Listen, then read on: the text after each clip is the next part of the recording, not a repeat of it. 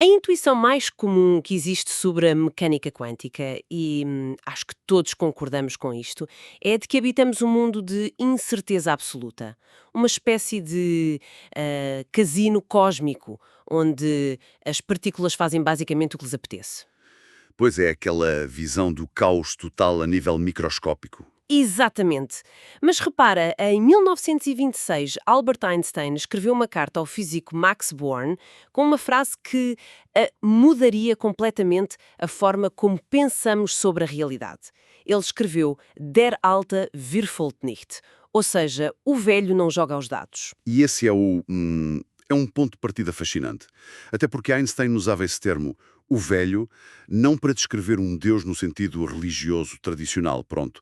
Era mais como uma forma quase afetuosa de se referir, digamos, à ordem profunda e inabalável do cosmos. Ele não lidava nada bem com a aleatoriedade, pois não? Estava visceralmente, ele detestava a ideia de que o universo, lá na sua base mais fundamental, fosse puramente aleatório. Para ele, o ruído quântico não era o fim da história, Era só uma limitação nossa. nem mais. Era apenas um véu que escondia um mecanismo determinístico e hiperestruturado que nós simplesmente ainda não conseguíamos ver. E, pronto, durante um século a física convencional assumiu que Einstein estava errado, que era apenas teimosia dele. Mas é precisamente aqui que o nosso mergulho de hoje ganha força. Porque a nossa missão nesta exploração aprofundada é desconstruir uma obra incrível, publicada este ano, em 2026, por João Porto, intitulada Deus joga aos dados. Uma obra que sugere algo bastante radical, diga-se de passagem. Completamente. O que este livro propõe é que os tais dados que incomodavam tanto ao Einstein não são de todo aleatórios. São, na verdade, algoritmos altamente codificados. E se nós dissecarmos esta teoria, que o autor chama de teia informacional fibrada, o modelo TIFF, a premissa é alucinante. Sim, a premissa de que o universo não é feito de matéria. Exato, nem de matéria, nem de energia ou sequer de espaço vazio, mas sim de unidades lógicas de informação.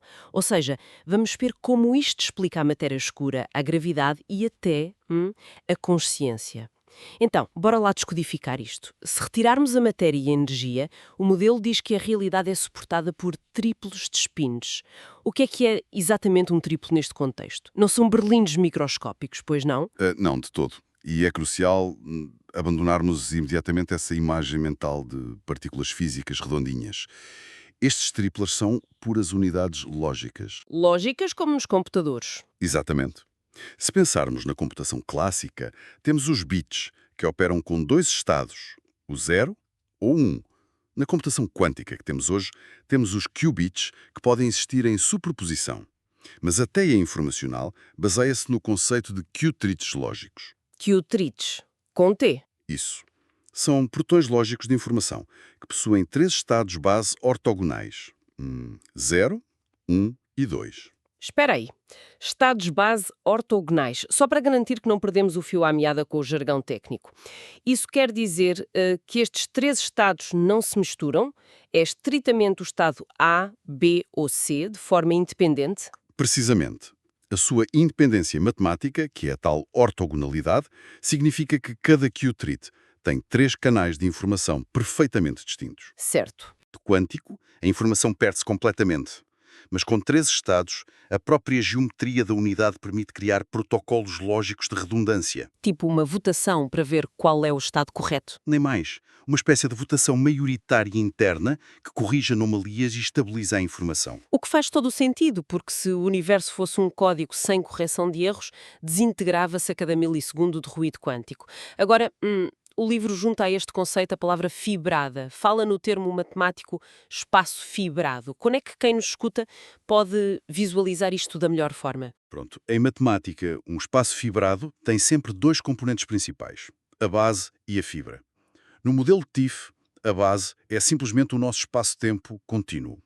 A realidade tridimensional onde nós andamos. Exato. E a fibra é o domínio oculto. É o espaço interno onde esses tais qubits residem e trocam os seus estados lógicos. A cada ponto infinitesimal do nosso espaço-tempo corresponde uma destas fibras invisíveis que guarda os estados potenciais. Deixa-me tentar uma analogia visual clara, porque eu gosto de criar imagens mentais para estas coisas abstratas. Imagina que o universo não é um aquário vazio, onde os planetas flutuam, mas sim um campo infinitamente denso de onde emergem fios de seda. Gosto dessa imagem. A superfície desse campo, a parte que podemos tocar e ver, é o nosso espaço-tempo. Mas cada fio de seda individual que perfura essa superfície, a tal fibra, contém as instruções, o código de como essa exata parcela de superfície se deve comportar. É uma analogia fantástica. Os fios de seda funcionam como os canais de processamento de informação. A ilusão de solidez, de um espaço contínuo, é criada pela enorme densidade desses fios e pela forma hipercoordenada como eles vibram. Certo, mas isso leva-nos logo a um obstáculo gigante. Se a estrutura do universo é só um código de fios de seda a trocar informação matemática baseada no número 3, como é que passamos de abstrações matemáticas para algo físico e com impacto como a gravidade ou as forças fundamentais? De onde vêm as regras rígidas da física? Pois, essa é a grande ponte que a obra constrói. E falo recorrendo a um dos princípios mais elegantes da física teórica, que é o Teorema de Noether, formulado pela Emmy Noether, em 1918. Ah, sim, que liga simetria à conservação, certo? Exatamente. O teorema dita que qualquer quantidade física que se conserva na natureza, seja a energia ou a carga elétrica, é obrigatoriamente o resultado de uma simetria matemática subjacente. Tipo o exemplo clássico da esfera perfeita.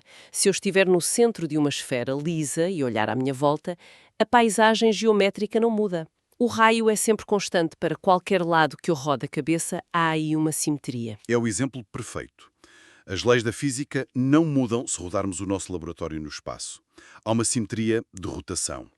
Só que, na teia informacional fibrada, as rotações não ocorrem no espaço físico. Ocorrem lá nos tais fios de seda. Pois, ocorrem nesses espaços internos de informação. O que o modelo TIFF demonstra de forma absolutamente brilhante é que as três grandes forças da natureza não são regras arbitrárias. Elas são a sombra geométrica inevitável que surge quando se tem um único triplete de spins. Aqui é que a coisa fica mesmo interessante. As forças da natureza não foram coladas à força no universo. Mas como é que funciona essa mecânica? Como é que operar nesses 13 spins gera as forças que conhecemos? Vamos decompor o tal tripleto, o quatrite, nas suas simetrias naturais. A primeira é a simetria 1. Pensemos nisto como a fase global de todo o tripleto. Como assim, a fase global? Imagina que rodas o ponteiro de um relógio num mostrador. O relógio em si não muda de forma, apenas muda a fase, a posição do ponteiro. Ok, estou a acompanhar. Matematicamente, a preservação desta simetria U é aquilo que afeta a carga elétrica. É o que gera a força eletromagnética, ou seja, os fotões. Uau! Portanto, um fotão, a luz que nos ilumina, não é uma coisa a voar no vazio. É a manifestação visível de um desses fios de seda a mudar a sua fase global. Perfeitamente deduzido. Mas as coisas ficam mais complexas. O tripleto permite rotações internas, que é a simetria SU2. SU2. E o que é que roda aí? São rotações entre pares de spins dentro do mesmo tripleto. Já não é o ponteiro do relógio.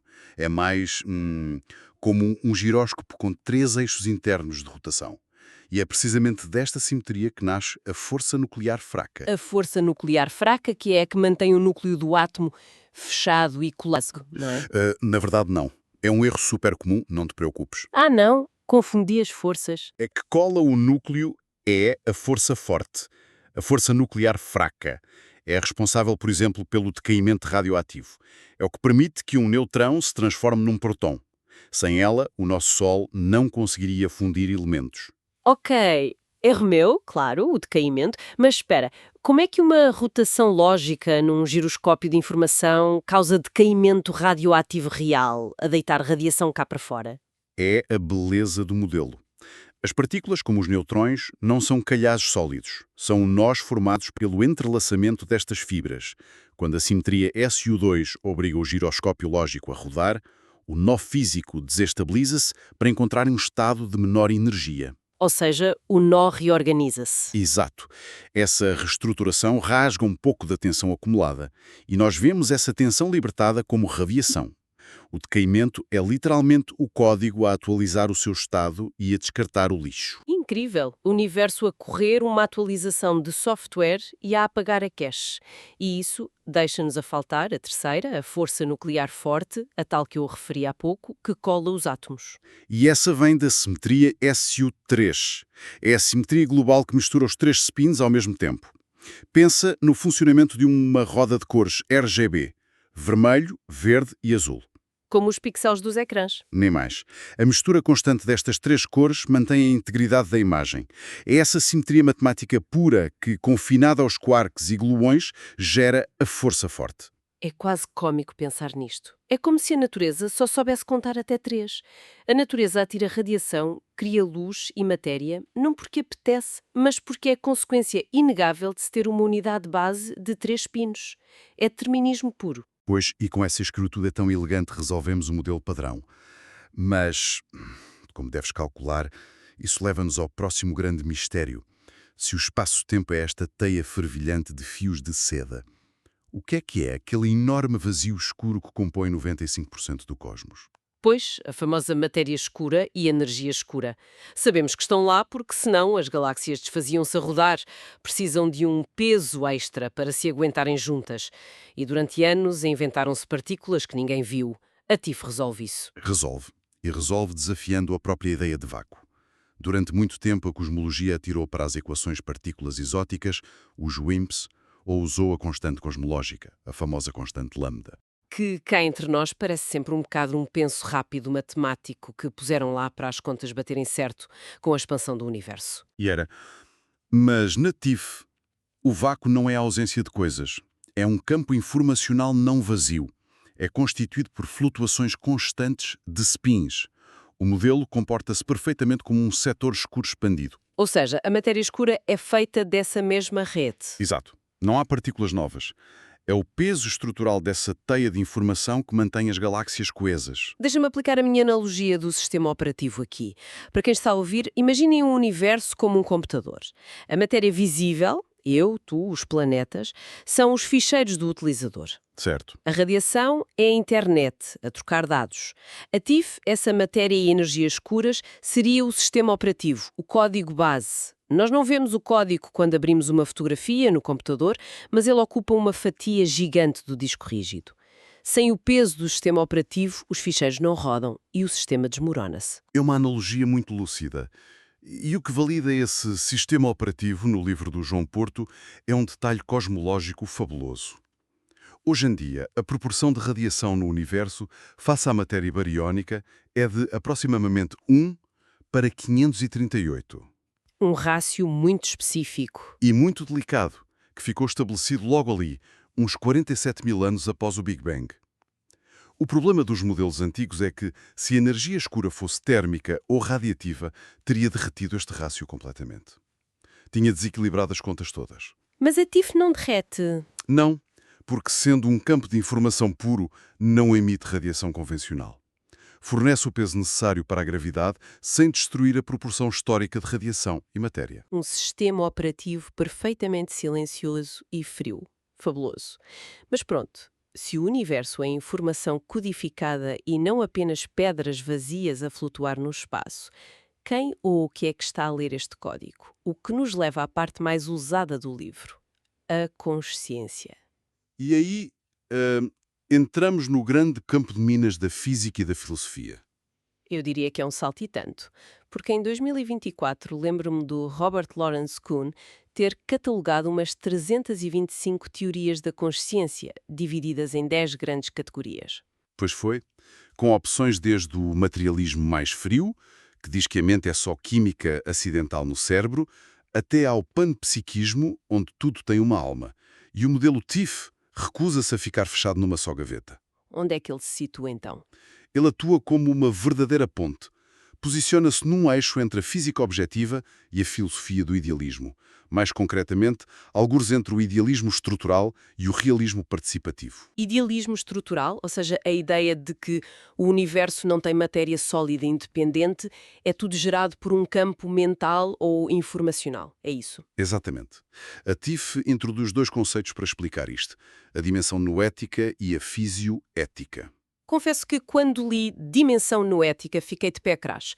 Soa imenso a misticismo abstrato. Estamos a falar da mente de Plutino ou do Akasha Oriental, há um cérebro cósmico a pensar em nós. Compreendo a reserva. Mas não há um velhote de barbas brancas nem um cérebro divino flutuante.